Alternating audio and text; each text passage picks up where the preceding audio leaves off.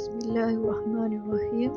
Assalamualaikum warahmatullahi wabarakatuh. Di sini saya akan memperkenalkan inovasi kumpulan kami yang bertajuk Model Kepimpinan Inovasi Pengetua Dayang Khalib dan Zahari 2021.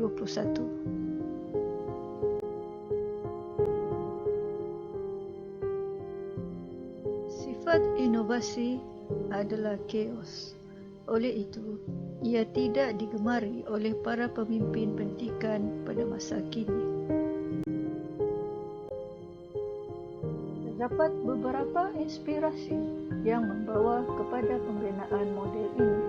Yang pertama, sistem pendidikan yang ada pada hari ini harus bersifat inovatif. Kedua, guru-guru seharusnya mampu menggunakan teknologi yang ada pada masa kini bagi meningkatkan pengajaran dan pemudahcaraan mereka. Hasil daripada PDP yang menarik, pelajar akan merasa seronok dan lebih tertarik untuk hadir ke sekolah. Ini secara tidak langsung akan dapat menambah baik kualiti pendidikan. Namun, apa yang berlaku, pemimpin sekolah tidak gemar dengan perubahan dan kurangnya galakan daripada pemimpin sekolah, terutamanya pengetua, terhadap guru-guru dalam melakukan inovasi sistem pendidikan yang lebih bercorak birokratik menyukarkan lagi keadaan ini.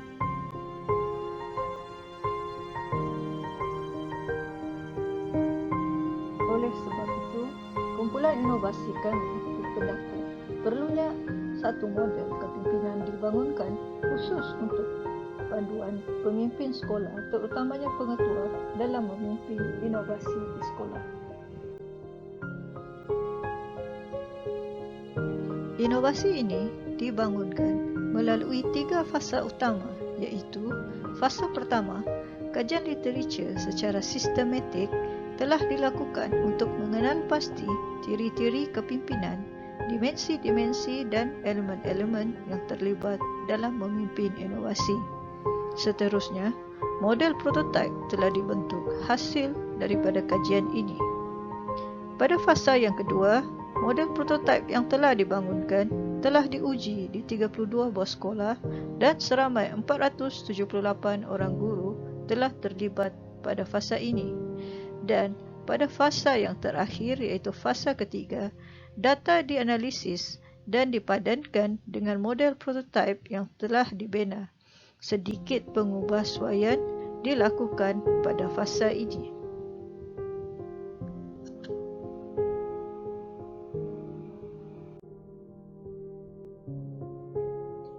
Pada fasa pertama, iaitu fasa kajian literatur, sebanyak 916 artikel telah dikenal pasti melalui kata kunci yang telah dibina.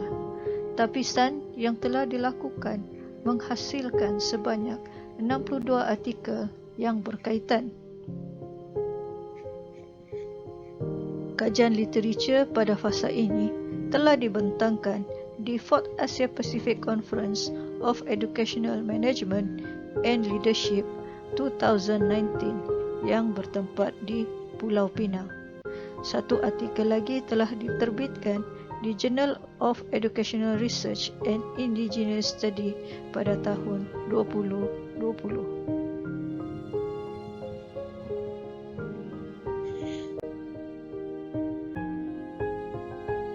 Fasa kedua melibatkan pengujian prototipe model yang telah dibina. Sebanyak 8 dimensi telah diuji, iaitu tingkah laku kreatif, komunikasi berkesan, pengaruh ideal, bimbingan dan pengupayaan, tingkah laku terbuka, tingkah laku tertutup, keusahawanan dan juga kemahiran teknikal. Model ini telah diuji di 32 buah sekolah menengah melibatkan 478 orang guru. Seterusnya, pada fasa ketiga, setelah data analisis dijalankan, 5 dimensi dikekalkan, iaitu tingkah laku kreatif, komunikasi berkesan, kemahiran teknikal, tingkah laku tertutup dan tingkah laku terbuka. model ini telah pun didaftarkan di MyIPO. Seterusnya, model ini dapat memberi sumbangan yang besar kepada pendidikan di Malaysia. Selain menjadi panduan kepada pentadbir sekolah, terutamanya kepada pengetua, ia juga boleh dijadikan asas dalam membentuk modul latihan yang diperlukan oleh pengetua dan guru besar dalam memimpin inovasi di sekolah.